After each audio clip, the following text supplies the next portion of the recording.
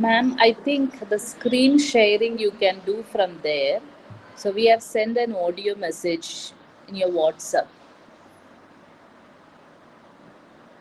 from Greeshma's mobile. Okay.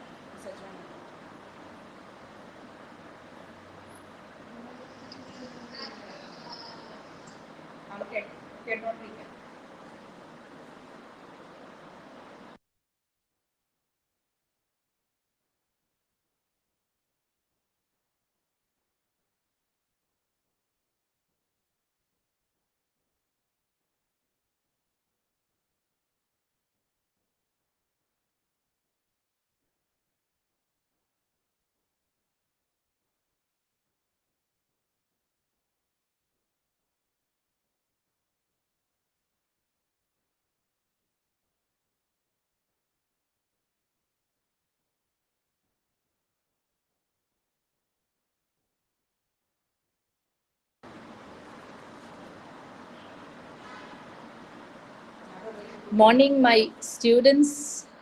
So it's sharp 10:30. Let's start the meeting. Safna, you're listening to me, I believe. Yes, ma'am. Aparna will start. Okay. Aparna, let's start, Nolu. Ma'am, you're ready, right? Just 1 second. Okay. Okay.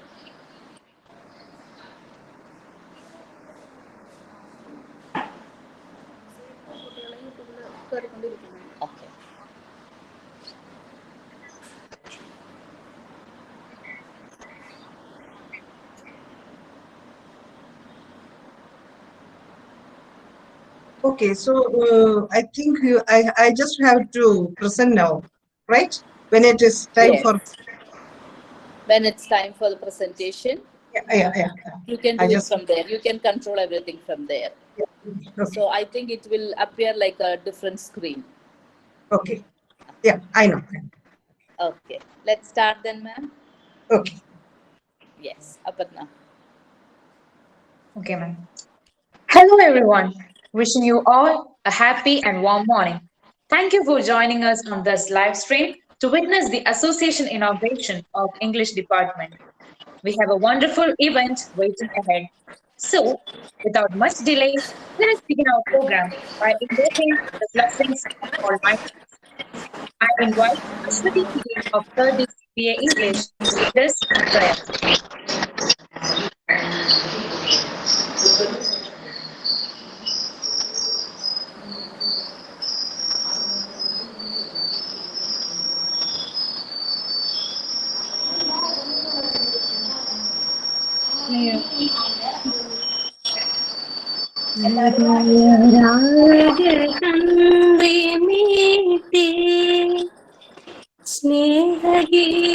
സ്നേഹഗീതമേകിയും ഭൂമി തളിരിടുന്ന വർണ്ണമേകിയും നമ്മിൽ വാഴുമാതിനാമം ഇന്നും വാഴ്ത്തിടാം ഹൃദയരാഗതന്ത്രി മീട്ടി ഞങ്ങൾ പാടുമീ സ്വരങ്ങൾ കീർത്തനങ്ങളാകണേ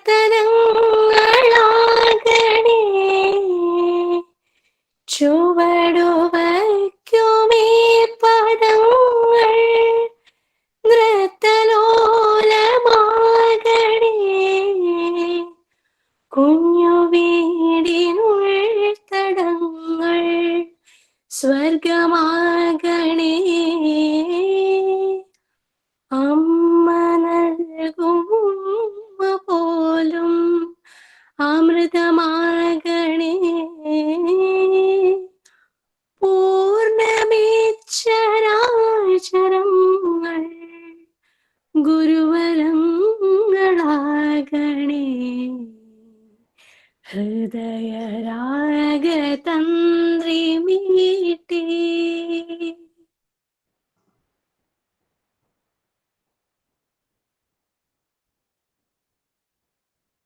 Now, I would like to call upon the Secretary of English Department, Safna VK, a scintillating glass of 2nd DC BA English, to deliver welcome address. Safna, please.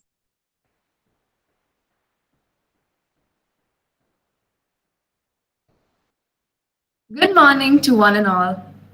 As Department Secretary, I am privileged to have this opportunity to welcome you all on this important occasion, our Department Association Inauguration.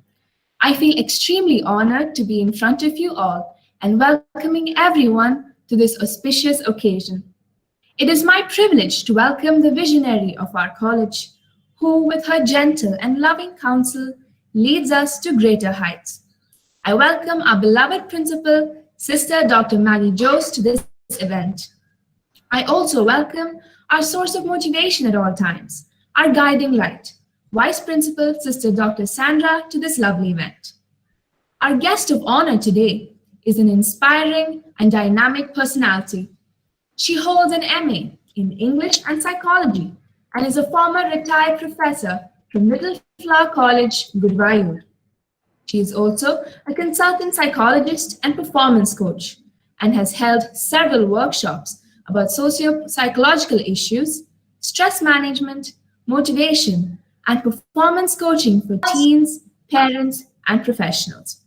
She currently holds office in Light and Life Institute of Counseling based in Peramangalam, Thrissur. Please join me in welcoming Dr. PJ Kochuthresia ma'am to this event. I thank her on behalf of everyone for taking time out of her busy schedule to grace us with her presence today. Next, I welcome our department's strength, the one who is the first to lend a helping hand, whose smile makes all of our hardships easier. I welcome the head of our department, Dr. Bindu Ann Philip. Welcome, ma'am. I welcome all of our teachers who worked extremely hard behind the scenes to ensure the success of this event. Finally, I welcome my dear friends, whose support is what makes events like these successful. Thank you all for joining us today. Once again, I welcome you all to the Department Association Inauguration 2021.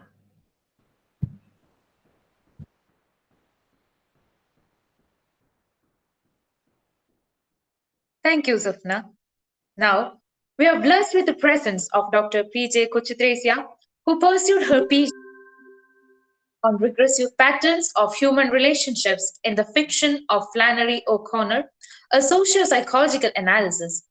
She is highly resourceful personality and am profusely elated to take the opportunity to invite Kochuthresia ma'am to enlighten us with her pearls of wisdom. Ma'am, please. Respected Principal, Dr. Sister Magie Jose, Head of the English Department, Dr. Bindu Ann Philip, Coordinators, my student, Greeshma and Chandramohan, and all the other respected teachers and my dear students. Let me express my heartfelt gratitude to all of you for having honored me by inviting me to inaugurate the activities of the English Association for this academic year. This function used to be one of the most colorful and memorable ones on the campus. Because of the pandemic, we have to be satisfied with an online inauguration. After all, we have all learned to adapt ourselves to the present situation. As the time at our disposal is very limited, permit me to make the inaugural part as brief as possible. Today, the learning of English is the difference between success and failure. 40 years ago, it was not as important as it is now. It was just one more subject to study. Now, we can impact the world through English. The entire world is yours if you know English. And the function of the association is to promote the literary talents and communication skills of the students. To mark our inauguration, we don't have a traditional lamp to ignite. But may I invite all of you to visualize my words as the symbolic lamp and light. It would be nice if all of you could repeat what I dictate. May there be health, Where there will be May there be knowledge, health, knowledge, knowledge and abundance in our life. and and abundance abundance in in our our life. lives. May God, the supreme light, May May God, the God, Supreme the Light, supreme light, dispel our darkness dispel our dispel our darkness darkness and enlighten us. and and enlighten us. enlighten us. Now, with your permission, I inaugurate the activities of the English Association for this year.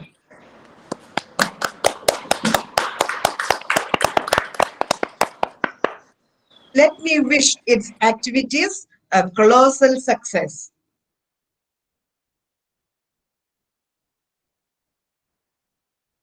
Now, I would like to start the topic on which I am going to address you, the psychological impact of storytelling. When you hear the 4 words, once upon a time,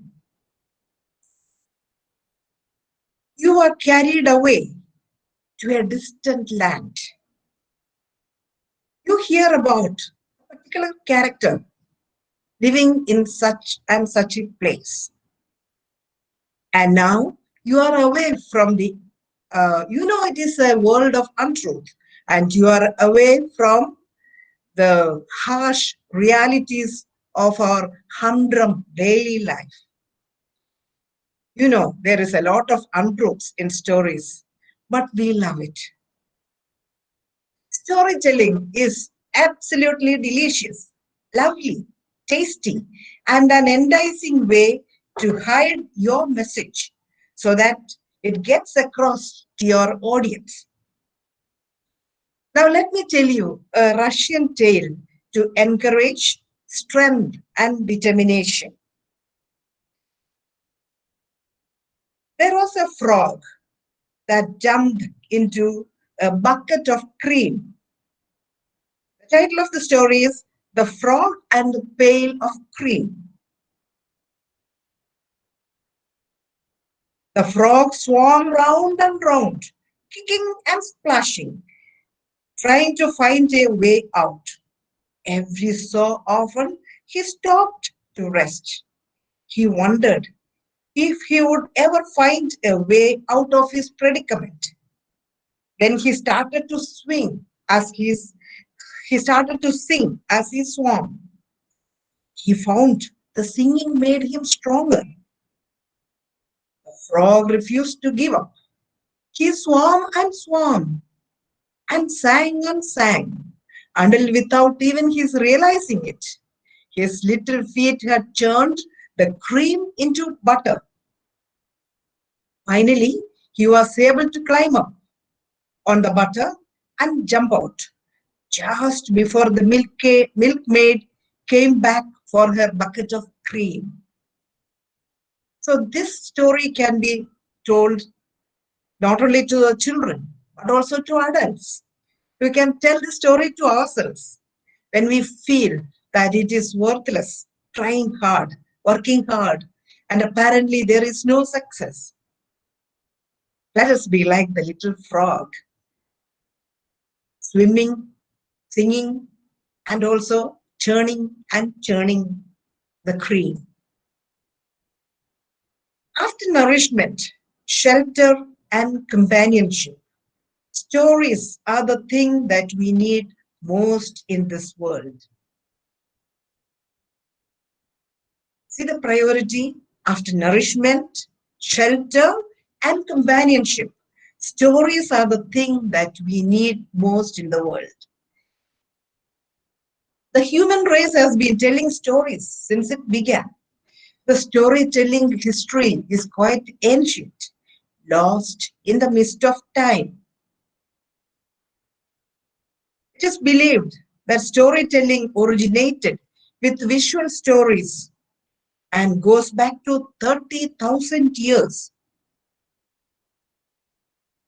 The Chauvet cave painting in southern France was discovered in the 1990s.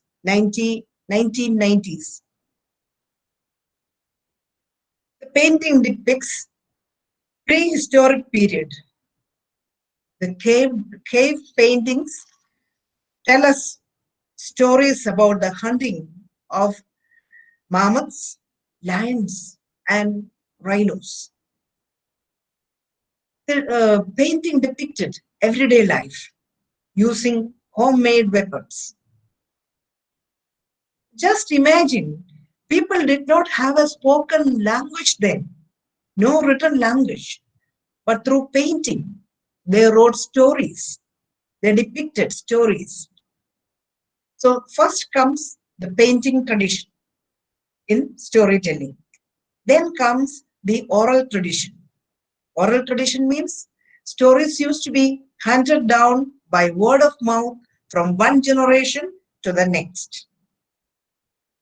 Then the written communication enhanced, or it made a lot of difference in the style of storytelling.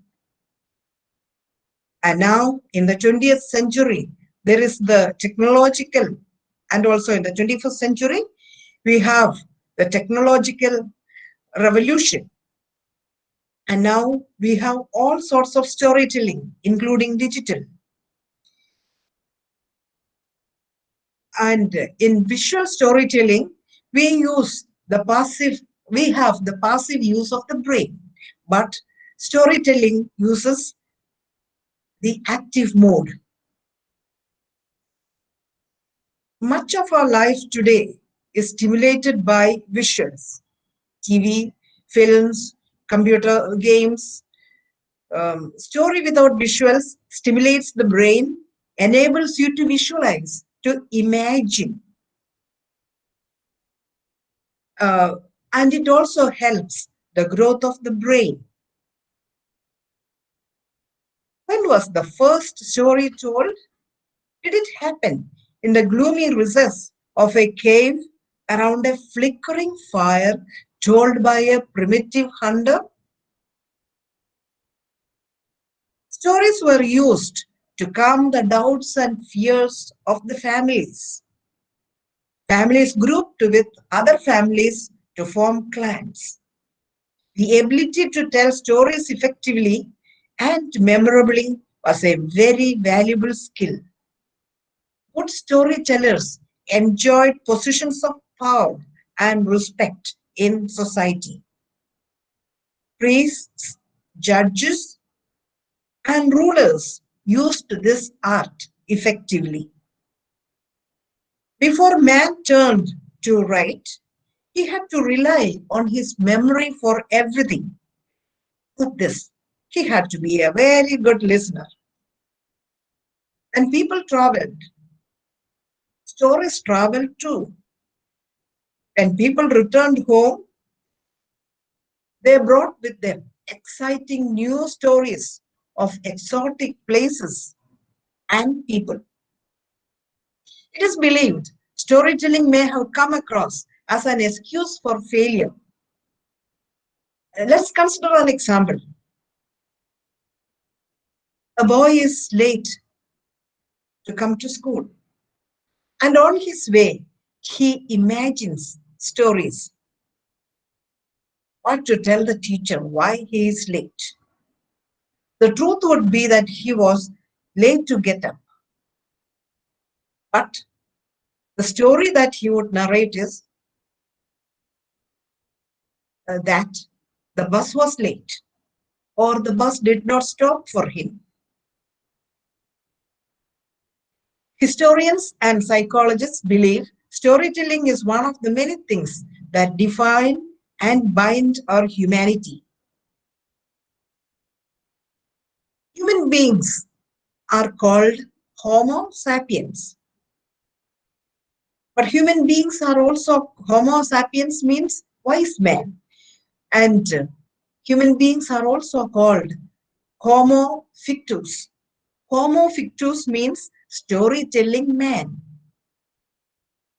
You already know how to tell a story. You've been telling stories your entire life. Storytelling is what psychologists refer to as an unconscious competence. A skill like unconscious competence means you do it without even your knowledge. A skill like walking, eating, and also complaining. Complaining has become our second nature.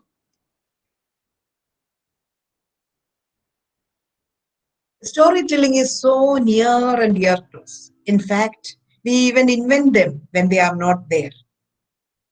As a species, we are addicted to stories. Even when our bodies go to sleep, the mind stays up all night, telling itself stories. Now, we have different types of stories. We have autobiographical stories, biographical, and the traditional ones. Traditional ones include epics, fables, fairy tales, etc. And of course, made up stories.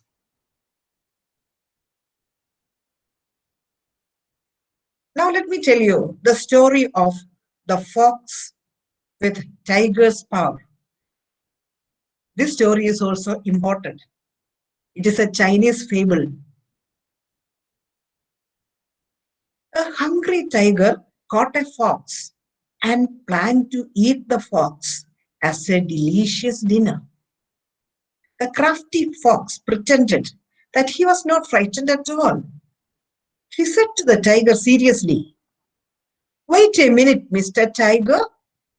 You cannot eat me or even hurt me a little bit because I am sent by heaven as the king of the woods. All the animals in the woods are supposed to respect me and hide immediately when they see me." "I never heard of it," said the tiger. Yet the tiger set the fox down. "It is easy to prove what I just told you, Mr. Tiger. Follow me. Let us go back to the woods together." The tiger was suspicious. He followed the fox closely, for he was afraid the fox might escape. Meanwhile, the tiger told himself, "I'm going to chew every one of you if you are telling me a lie." But to the great surprise of the tiger, all the small animals really ran away as soon as they saw the small fox together with the strong, fierce tiger. A fact was a fact. The tiger had to believe but what he had seen. The tiger suddenly changed his attitude and said to the conceited fox respectfully, "I'm awfully sorry, Your Highness. You are absolutely right." The tiger bowed off, and the fox climbed a tall tree to have a relaxing nap, where the tiger and other strong, fierce animals could not reach him at all.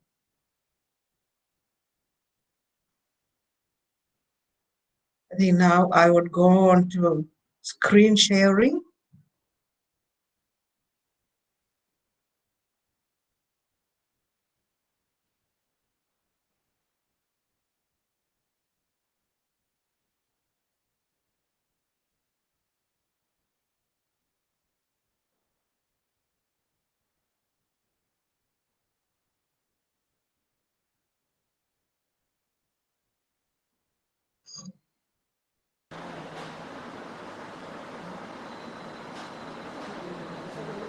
Yeah.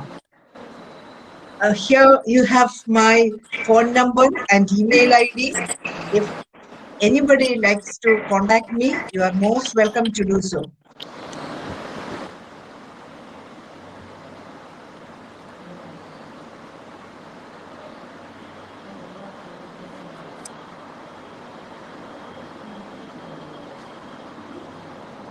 Doesn't that look yummy? Yes, you must be very hungry now. You must be very hungry now. So let me tell you the story of sandwich. The sandwich as we know it today was popularized in England in the year 1762 by John Montague, the fourth Earl of Sandwich. He enjoyed gambling. He did not want to leave his playing cards. So instead of having a regular meal, he would order his servants to bring him beef between slices of toast. And the snack came to be called sandwich. Soon it became one of the most popular meal inventions in the Western world, now in the entire world. So that is the story of sandwich. Students of literature should remember that, how sandwich came to be called sandwich.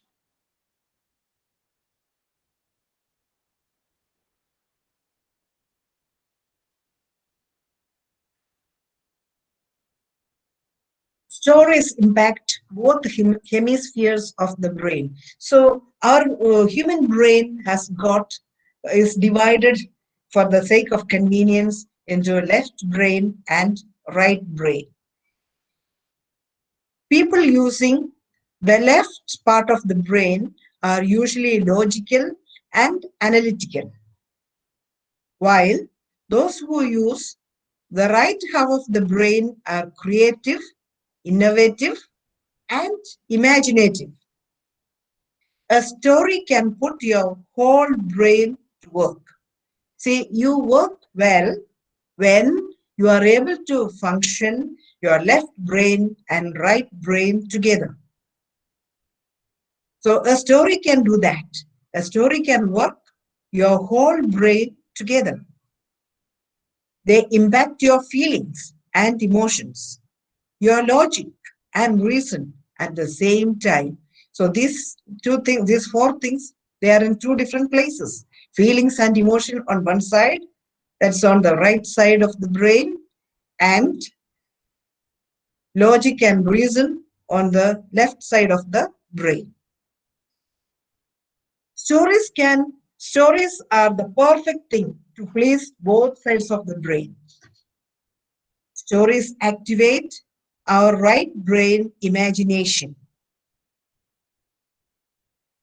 Stories help us think with our hearts rather than our heads. We usually think our heads, but stories would make you think with your hearts rather than our heads. That means you become more human when you hear a story. They create a tenderness in our spirits due to increased neural activity. They lead us to view the world holistically and therefore to healing and wholeness. Stories can heal. Stories can enlighten. Stories can teach. Stories can inspire. Stories can resolve.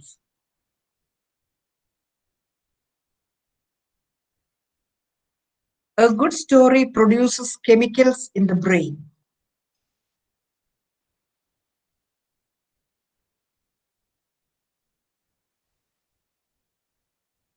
That's why we love the world of imagination more than the boring, painful realities of life. One of the hormones or the chemicals that our neurotransmitters produces is cortisol. It causes stress. This helps to listen and also to focus our attention. The more distress you feel, The more cortisol you produce and the more you listen. Therefore, the listener's mind is occupied in the story. The human brain has a strong tendency to lose focus. It is estimated that the human mind engages in 2000 daydreams a day. And who knows it better than students? Just imagine 2000 daydreams a day. I have 2000 daydreams a day and spends up to half of our waking time wandering, thinking of other things, getting distracted. But cortisol helps us to concentrate. Now we have oxytocin, which stimulates the feelings of care, empathy, compassion, connectedness, and trust. It influences our social behavior and cooperation. Let me give you an example. Um, Someone comes to your college and narrates to you the story of the pathetic story of a child suffering from brain tumor. The child has lost her mother earlier, and the father does not have much money. He has to work very hard. And the child, is suffering from brain tumor, and um, maybe she has just 2 or 3 months to live. When you hear this pathetic story, you are likely to donate generously. You will give all your pocket money for a noble cause. Or let me give you another example. In a movie you watch, your hero is in a very dangerous situation. You get sweaty palms or experience an emotional tug, and your heart beats very fast. Haven't you experienced it at least sometimes? It is because of oxytocin. Now, the third hormone is dopamine. Dopamine helps us to have pleasant, relaxing sensations. This relaxing state of mind will help us to make it easier to remember. People may forget your actions, your works, but they will hardly forget how you made them feel. How you made them feel by telling them a nice story. And stories also make points more memorable. That's why your teachers often tell you stories. According to statistics, messages delivered as stories can be up to 20 times more memorable than just facts. When I tell you a story, you will be able to remember facts 22 times faster than just presenting you with just facts alone. Now you have got endorphins.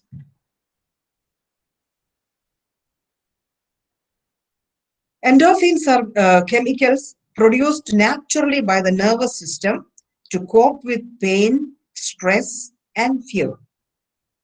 Their function is to act as sedatives.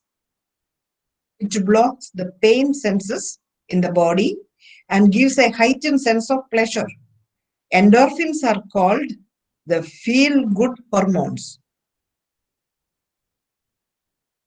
Endorphins are called the feel-good hormones because it numbs your pain. When you hear stories, you forget your pain. It acts as a kind of sedative. That's why it is called the feel-good hormones. And incidentally, oxytocin is called the love hormone. It is oxytocin that attracts a boy to a girl, or a man to a woman. That's why this oxytocin makes people to fall in love. That's why it is called love hormone, holiday hormone, And this is also called feel-good hormone.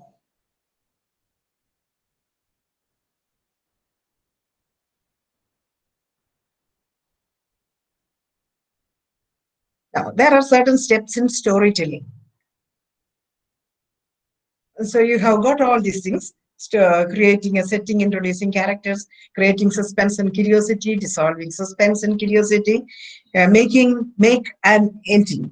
This sounds very simple. But as students of literature, uh, you would be interested the structure of storytelling. That is called the dramatic arc or the narrative arc. It's called exposition, rising action, climax, falling action, and resolution. Let me make it even simpler.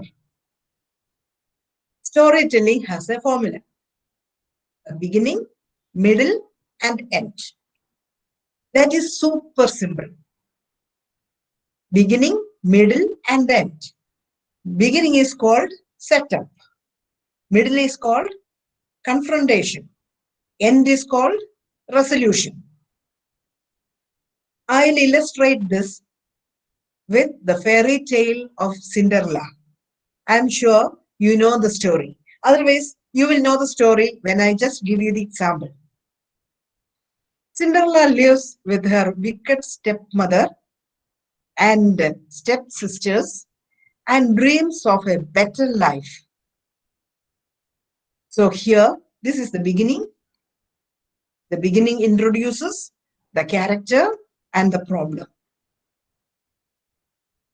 Now, we are going to the middle.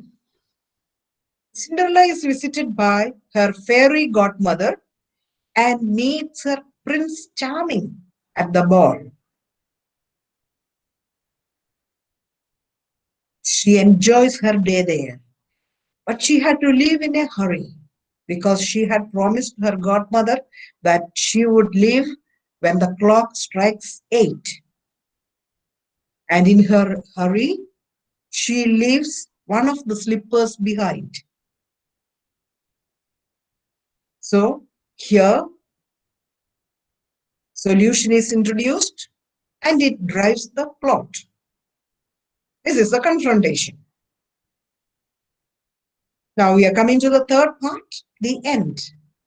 Prince Charming uses the glass slippers to find Cinderella.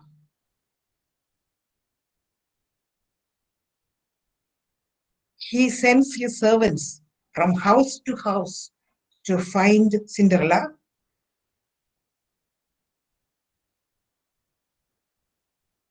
They find Cinderella and Prince Charming marries Cinderella and they live happily thereafter. Prince Charming and Cinderella are happy and we too are happy. That is the resolution.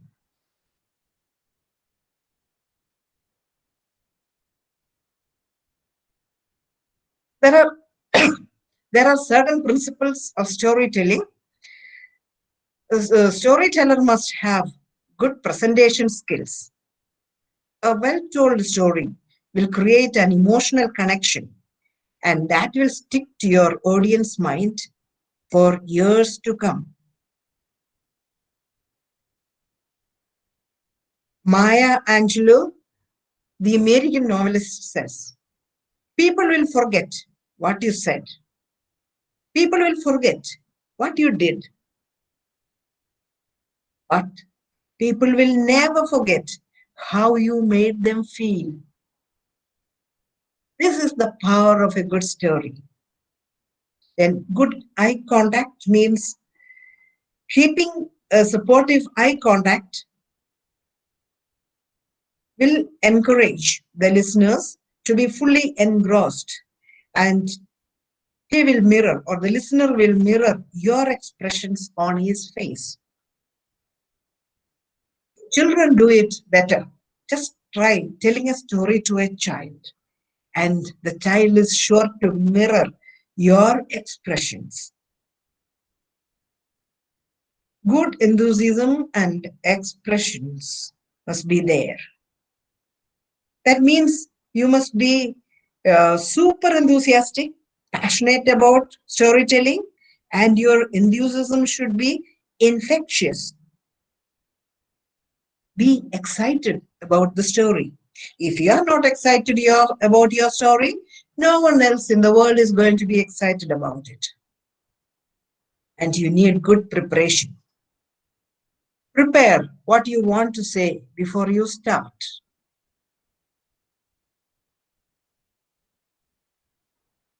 And good voice and volume. That means voice and volume and speed should be comfortable for your listeners. It should not be too soft or too loud.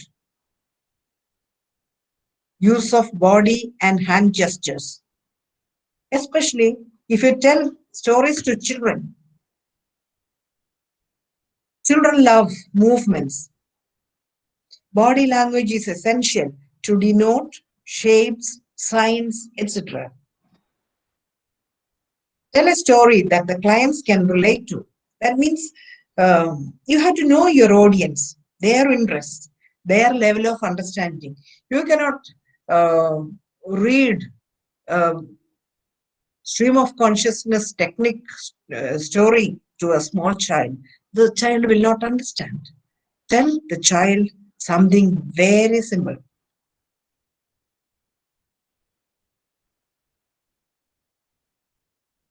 Make sure you know your story. Select a simple story, one that you know and like well. You have to like your story yourself.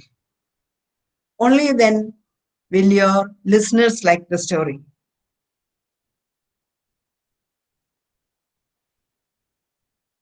So, storytelling, see, not only with children, with adults also, storytelling is very important. It has got healing properties, and it is very important to tell stories to children. One of the reasons is language and learning, that stories are a great way to introduce new words and ideas. Storytelling encourages children to read. Storytelling helps children to develop sequential skills. Sequential skills means what comes before, what comes after, yesterday, today, 1, 2, 3, etc. Storytelling helps improve oral and written language.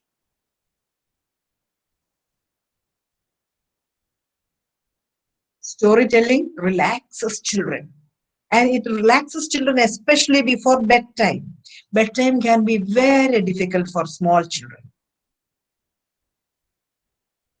Maybe as children, you might have listened to so many stories before you could fall asleep. Stories help children to forget the stress and strains of the day and indulge in fantasy for a while. The familiarity of a much loved story, the rhyme and rhyme, and above all, the sense of security that time spent with parents or caretakers, all this helps to relax. It helps children to cope with their feelings. Small children are not able to identify their feelings. Sometimes we ourselves have confused feelings. We do not know what exactly we are feeling. And children, they are not able to identify their own feelings. The stories can help them understand and accept their own feelings, their own emotions, and the feelings of others.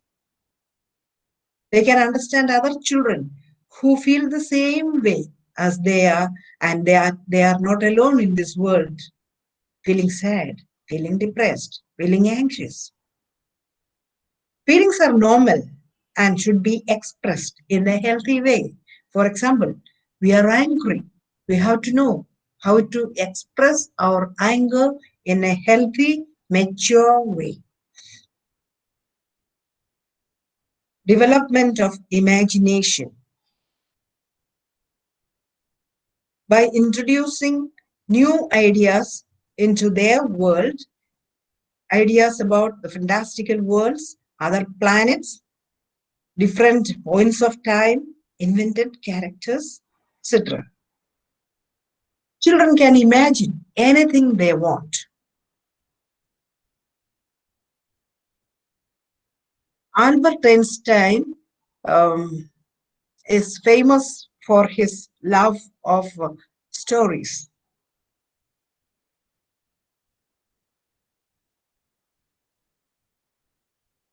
I think I'll continue after stopping the screen sharing so that I can see at least some of you.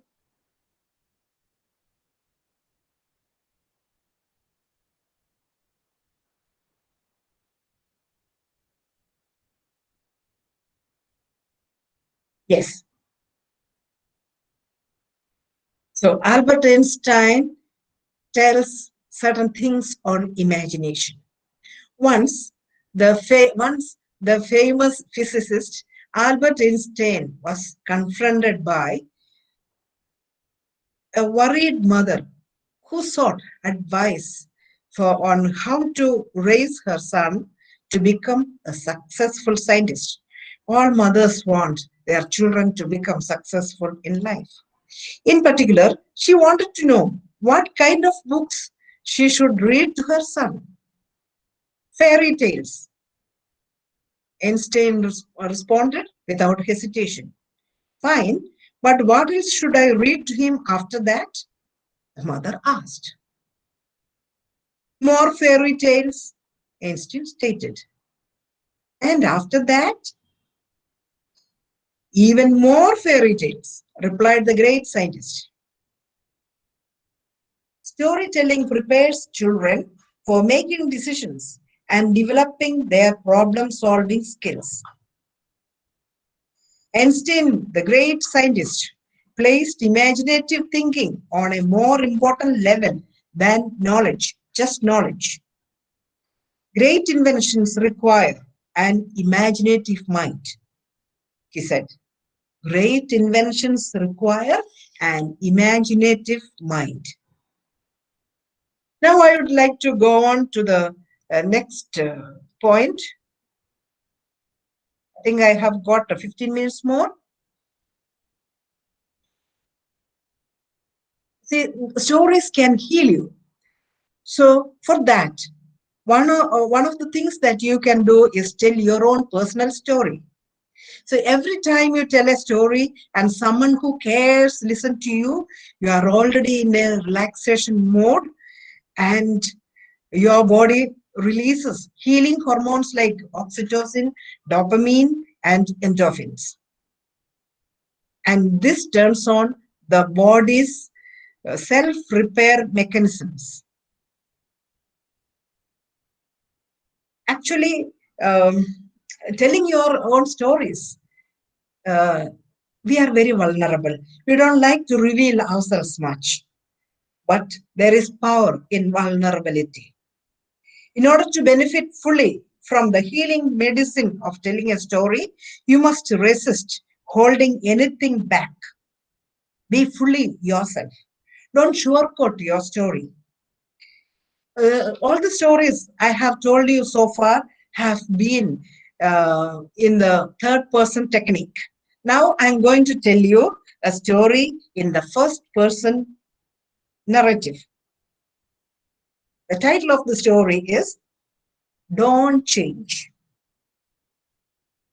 I was a neurotic for years.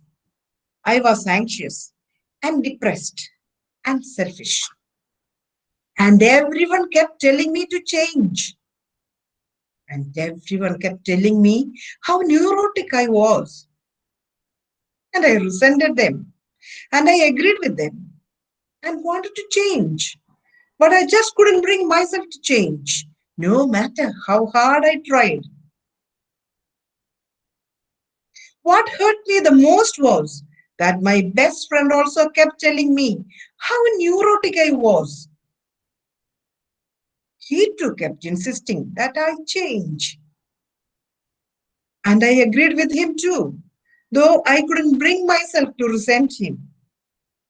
And I felt so powerless and so trapped.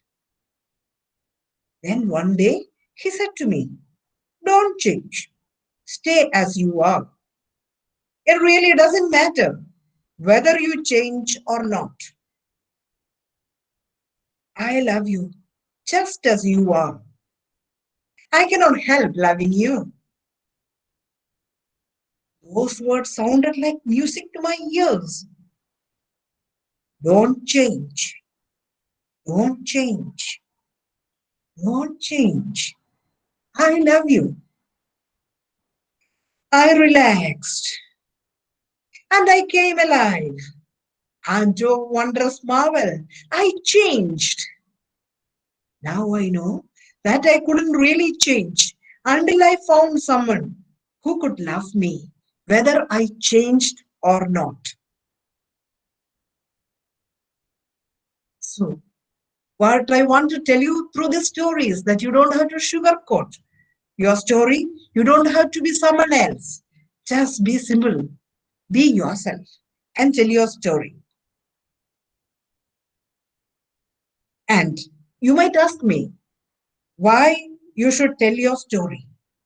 You should tell your story because of its healing power. Tell your story while being witnessed by someone who cares. Don't tell your story to every Tom, Dick, and Harry and their dogs. Tell your story only to people who can really be trusted. Each of us is a constantly unfolding narrative, a hero in a novel no one else can write. And yet, so many of us leave our stories untold, our songs unsung. And when it happens, we wind up feeling lonely, anxious, and depressed. I don't know whether you are familiar with Girish Karnad's Nagamandala. In the play, there is a woman, a character, who had a story. She never told the story. So this is what happened to her. She had a lot of work in the house to do. And one afternoon, after everybody had finished their lunch, she had finished washing all the dishes and she was trying to sit down. She was so tired and she yawned. And when she opened her mouth, the story escaped. The story ran away from her home, taking the shape of a woman wearing a red sari. So don't keep your stories to yourself. So individuals can cope with their stories interpersonally. So man is a social animal, as Aristotle said. And we connect with others by telling stories. We often tell stories as a way to soothe our hurt feelings, our disappointments, or the feeling of having made a mistake. For example, one night you forget to lock your back door and a thief breaks into your house. The more often you replay the tale of having your home broken into, the less painful it feels and the less you blame yourself for leaving that back door open. You would blame yourself less and less. And every time you narrate your story of the thief breaking into your house, your tension disappears. And I think it is almost time for me to wind up. Unless, of course, you don't want to hear one more story. And I'm really very happy and delighted to be with you. And I would like all of you, I would like to thank all of you for being very patient, listening to me. Since I do not see your faces. I believe that you have understood what I said, and it was in some way or other useful for you.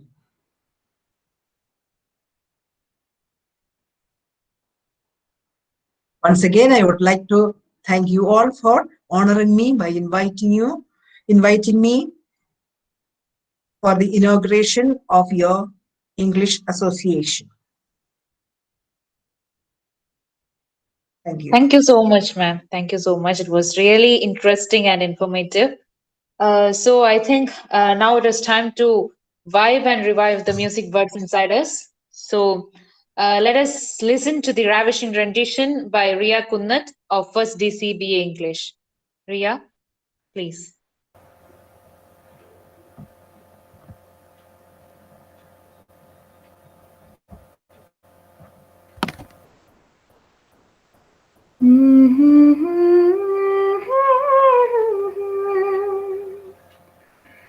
जलते हैं जिसके लिए तेरी आंखों के दिए ढूलाया वही गीत में तेरे लिए जलते हैं जिसके लिए तेरी आंखों के दिए ढूलाया वही गीत में तेरे लिए जलते हैं जिसके लिए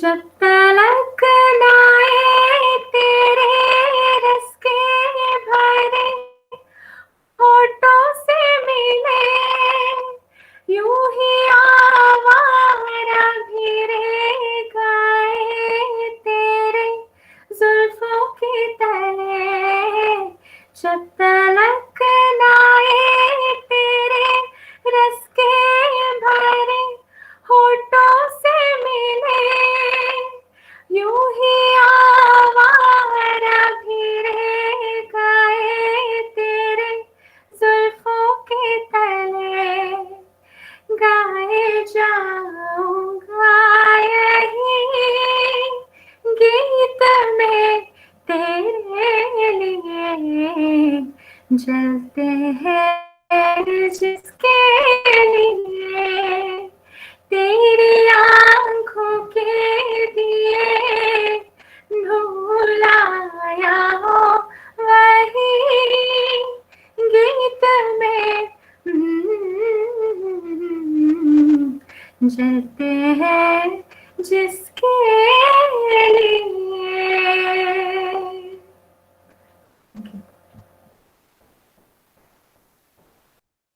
Wow, that was really great, Ria. Thank you so much. So finally, we have come to the end of a memorable program, and I would like to call upon Ajanya Suresh, an ambitious and amiable student of 3rd DCBA English, to propose the vote of thanks. Good morning to one and all. It's my privilege to propose a vote of thanks and acknowledge the contribution of those who worked really hard to make the Department of English Association inauguration a huge success. First of all, let me thank our beloved principal, Dr. Sister Magie Jose, for being the strength of this institution and for supporting us in all our endeavors. I also thank our Vice Principal, Dr. Sister Sandra, for her ever present encouragement and motivation. Next, I would like to thank our chief guest, Dr. P.J. Kochuthresia, retired professor of Little Flower College, Guruvayoor, for being a part of our celebration and giving us such a beautiful talk, starting from the Russian tale of the frog to everything, ma'am. You just made our day. Thank you for such a beautiful talk, ma'am. Next, let me thank our constant support, our guiding light, head of the Department of English, Dr. Bindu Ann Philip, for being with us in every step. Thank you, ma'am. I take this opportunity to thank all the wonderful teachers from Department of English who work really hard to make this event happen. Last but not the least, let me thank all the students for their support and cooperation without whom this program would never have been possible.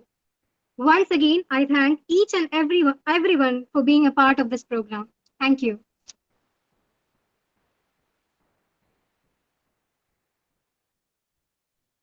So we have come to the end of our program. Thank you so much, everyone. Thank you for your patience. Thank you so much.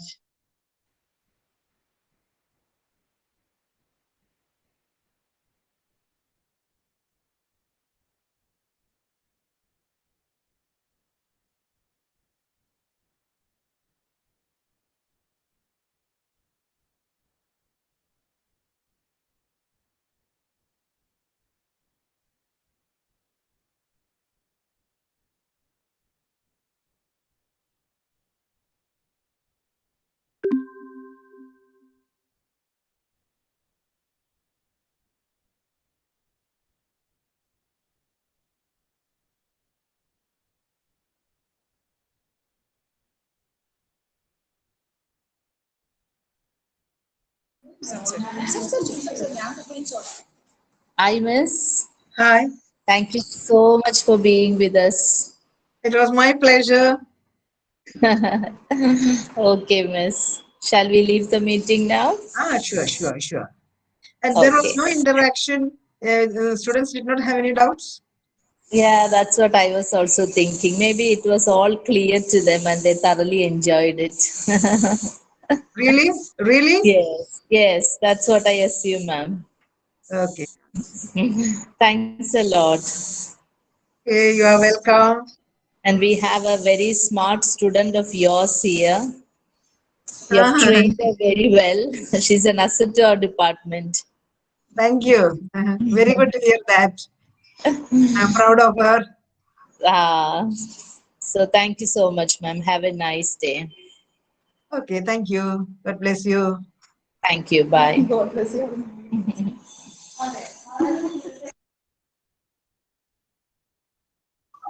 Thank you, ma'am.